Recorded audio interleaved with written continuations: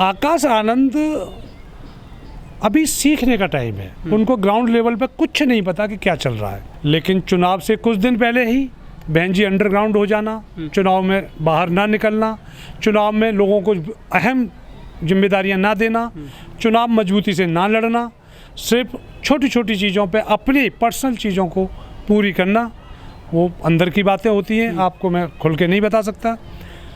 और ब्लैकमेलिंग, कार्यकर्ता के साथ ब्लैकमेलिंग करने का काम चालू हो गया। वोटर को पता लगा, जब वोटर को ये पता लगा कि बहन जी हमारी वोट को लखनऊ में बैठ के बेच रही हैं, तो उन्होंने भी प्रत्याशियों से उम्मीद करी कि हमें भी कुछ मान और सम्मान मिले। बहन जी ने चुनाव के दौरान रैलियां की तो बहन जी का मंच अलग लगा हुआ था और कैंडिडेट का मंच अलग लगा हुआ था, काफ़ी डिस्टेंस था। तो जब कैंडिडेट की ये सम्मान था तो कार्यकर्ता का क्या सम्मान होगा। अच्छा, सबसे बड़ी बात यह, बहन जी से भी ज़्यादा डिक्टेटरशिप डिस्ट्रिक्ट प्रेसिडेंट जो जिला अध्यक्ष हैं उनकी हैं, उनसे भी ज़्यादा डिक्टेटरशिप कोऑर्डिनेटर्स की हैं। लेकिन क्योंकि हम पार्टी से जुड़े हुए हैं, पार्टी की नीतियों से जुड़े हुए हैं, पार्टी की रीतियों से जुड़े हुए हैं, तो हमको उस माहौल में ढले हुए हैं, हमको एडजस्ट करने की आदत होती है। भारद्वाज जी, पिछले करीब 10 दिन से हम देख रहे हैं, लोगों से जब बातचीत कर रहे हैं तो वो ये कह रहे हैं कि बीएसपी में जो लोकतंत्र है, डेमोक्रेसी जो है नहीं रही है, इसमें कितनी सच्चाई है? देखिए, लोकतंत्र तो बीजेपी में कभी भी नहीं था, बीएसपी में कभी भी नहीं था, बहुजन समाज पार्टी में कभी भी लोकतंत्र नहीं था। वहाँ शुरू से ही, जिस दिन से बहन जी राष्ट्रीय अध्यक्ष बनी है, उस दिन से डिक्टेटरशिप ही थी। मैंने विधानसभा कमेटी में काम किया है, मैंने जिला कमेटी में काम किया है, मैं महानगर का अध्यक्ष रहा हूँ पूर्व में, मैं मेरठ मंडल का कोऑर्डिनेटर रहा हूँ, मैं स्टार प्रचारक रहा हूँ, मैं महानगर का अध्यक्ष, मेरठ मंडल का कोऑर्डिनेटर, स्टार प्रचारक, विधानसभा उपाध्यक्ष, सेक्टर कमेटी में विभिन्न पदों पर काम करते हुए। सर, आप इतने सारे पदों पर रहे हैं और अभी आपने थोड़ी देर पहले बोला था कि बहन जी ब्लैकमेलिंग करती हैं, ये आपको पहले पता नहीं चला था क्या?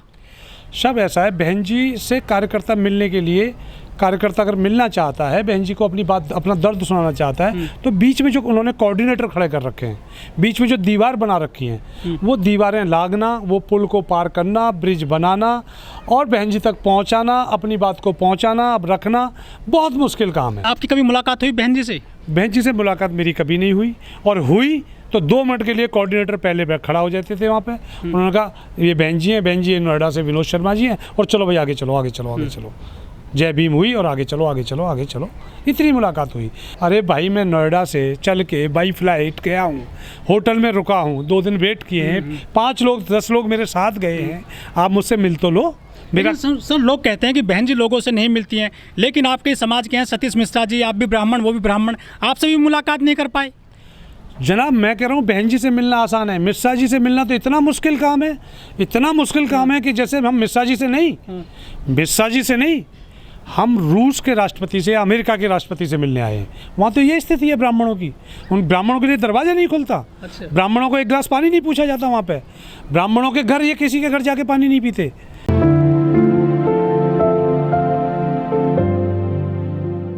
नमस्कार, मैं ओमदेव। आज हम हैं नोएडा के सेक्टर 40 में और हमारे साथ हैं बीएसपी के महानगर अध्यक्ष विनोद भारद्वाज जी। इन्होंने आज हमको स्पेशली बुलाया है कि आप हमारे पास आइए, हम आपको कुछ सूचना देंगे। हमने इनसे कुछ बात करी तो उन्होंने बताया कि हम आज बीएसपी को बाय बाय बोल रहे हैं। हम इनसे कुछ बात करते हैं। सर नमस्ते। नमस्कार। नेशनल लीडर चैनल के माध्यम से मैं देश और प्रदेश की जनता को सबसे पहले नमस्कार करता हूँ, प्रणाम करता हूँ, और आपको और आपकी टीम को भी धन्यवाद करता हूँ कि आप मेरी बात जनता तक पहुँचाएंगे। और मैं आपको बताना चाहता हूँ कि मैंने बहुजन समाज पार्टी के साथ बहुत बहुत अच्छा समय दिया, बहुत मेहनत की, और पार्टी की नीति और रीतियों को जन जन तक पहुँचाने के लिए दिन रात मेहनत करके पार्टी के हित में काम किया। दुख तब हुआ मुझे जब पूरी मेहनत करने के बाद भी 2022 के चुनावों में हमको निराशा हाथ लगी। फिर भी हमको एक आशा की किरण थी, उम्मीद थी कि परम आदरणीय बहन कुमारी मायावती जी, पार्टी की राष्ट्रीय अध्यक्षता, पूर्व में रही 4 बार की मुख्यमंत्री, आयरन लेडी के नाम से जानी जाने वाली महिला, विश्व की सबसे शक्तिवान महिलाओं में गिने जाने वाली बहन जी समीक्षा करेंगी, हम लोगों की बात सुनेंगी, कार्यकर्ताओं को बुलाएंगी और हार के कारण का पता लगाएंगी। अत्यंत दुख मन और दिल और दिमाग जब रोया जब बहन जी ने कोई समीक्षा नहीं की और तुगलकी फरमान जारी कर दिया कि आज के बाद मेरा भाई राष्ट्रीय कोऑर्डिनेटर, मेरा भतीजा नेशनल कोऑर्डिनेटर, राष्ट्रीय उपाध्यक्ष और राष्ट्रीय कोषाध्यक्ष मेरी भाभी जी रहेंगी। अच्छा। जो प्रदेश के पुराने लीडर थे, जो जिन लीडरों ने पार्टी को फट्स से उठाकर अर्श पर पहुंचाने का काम किया था, दिन रात मेहनत की थी, उन लोगों की ड्यूटी लगाई, जैसे बाबू मुनकाद अली जी, माननीय राजकुमार मंत्री जी, माननीय विजेंद्र प्रताप सिंह जी, कि आप लोग कल के पैदा हुए बच्चे को रिपोर्टिंग करेंगे कि क्षेत्र में क्या चल रहा है। कल का पैदा हुआ बच्चा कौन? आकाश आनंद। फिर मैंने अपने समर्थकों के, अपने साथियों के साथ एक काफ़ी दिनों से चिंतन मंथन मनन चल रहा था कि अब क्या करना चाहिए। समझ में आया कि परम आदरणीय बहन कुमारी मायावती, जिस पे एक समाज विश्वास करता था, जो कि विशेषकर जाटव समाज, वो ये चाहता था कि हमारी मुखिया, हमारी नेता हमारी दुख में हमारे साथ जरूर रहेंगी, हमारी खुशियों में हमारे साथ रहें या ना रहें। अब उसी बीच में हाथरस कांड हुआ या दलितों पे भी जहाँ भी अत्याचार हुए, ना तो बहन जी वहाँ पहुँची, ना उन्होंने बहन जी ने उनके लिए कोई आवाज़ उठाई, ना उन्होंने अपने किसी नेतृत्व को या किसी कमेटी की टीम को या किसी प्रतिनिधित्व को वहाँ भेजा। किसी भी जाटव समाज की मदद नहीं हुई। बहन जी ने जाटव समाज के ऊपर भरोसा किया था, जाटव समाज ने बहन जी के ऊपर भरोसा किया था। जाटव समाज ने अपने साथ ओबीसी समाज, जो अदर कास्ट आती हैं, जो एक बड़ी मात्रा में है, उनको ऊपर भरोसा किया। उन्होंने बहन जी के ऊपर जोड़ा और उनके ऊपर भरोसा किया। जब जाटव समाज की कोई मदद नहीं हुई तो ओबीसी समाज की मदद कहाँ से होगी? जब ओबीसी समाज और जाटव समाज एक हुए तो मुस्लिम समाज, जो पिछड़ा वर्ग कहा जाता है, जो अल्पसंख्यक कहे जाते हैं, उन्होंने भी परम आदरणीय बहन कुमारी मायावती जी से उम्मीद की किरण पाली और उन्होंने कहा कि बहन जी का नेतृत्व में हम स्वीकार करेंगे और बहन जी हमारी मदद जरूर करेंगी। यहाँ पश्चिमी उत्तर प्रदेश के कोऑर्डिनेटर थे माननीय शमसुद्दीन रहीम साहब, वही पूरा संगठन देखते थे। और माननीय सतीश चंद्र मिश्रा जी, उन्होंने मुझे 6-7 विधानसभाओं का संयोजक बनाया था, रिजर्व सीटों का, जो 3 मंडलों में लगती थी। और चुनाव के दौरान मैंने बहुत मेहनत की, सारी विधानसभाओं पे मेहनत की, लेकिन नील बटा सन्नाटा। और उसके बाद समीक्षा की उम्मीद की, समीक्षा भी नील बटा सन्नाटा। उसके बाद बहन जी से मिलना तो अगर कोशिश करी जाए तो आसान है, लेकिन राष्ट्रीय महासचिव साहब से और कोऑर्डिनेटरों से मिलना तो और मुश्किल काम है। सतीश मिश्रा जी से मिलना तो इतना मुश्किल काम है कि देखिए, जब सतीश मिश्रा जी ने प्रबुद्ध वर्ग का सम्मेलन किया था, 75 जिलों में उन्होंने 75 सभाएं की, लेकिन किसी भी 75 आदमी वो ऐसे नहीं बता सकते लिस्ट में आज भी कि मैंने इस जिले में इस ब्राह्मण के घर जाके पानी पिया या इस ब्राह्मण को मैंने अपने घर बुला के पानी पिलाया। बशर्ते कि मेरे साथ तो कई बार ऐसा भी हुआ है कि मैंने टाइम लिया, मैं उनके आवास पे पहुंचा और वो मुझे आवास पे नहीं मिले, बोले मैं निकल गया हूं, बहन जी के पास जा रहा हूं। और वहां से मैं सुबह 10 बजे से लेकर शाम को 7 बजे तक उनके कार्यालय पे बैठा रहा। आवास और कार्यालय बिल्कुल आमने सामने ही है। फिर वहाँ से मेरे पास एक मैसेज आता है, एक आदमी आता है उनके कार्यालय से कि विनोद भारद्वाज जी कौन है? मैंने कहा भैया मैं हूँ।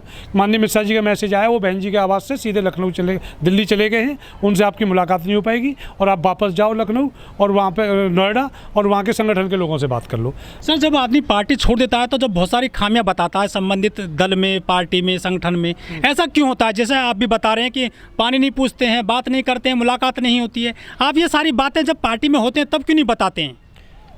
हम जब पार्टी में होते हैं तब भी हम बताते हैं, हम रोना रोते हैं, लेकिन रोएं किसके सामने?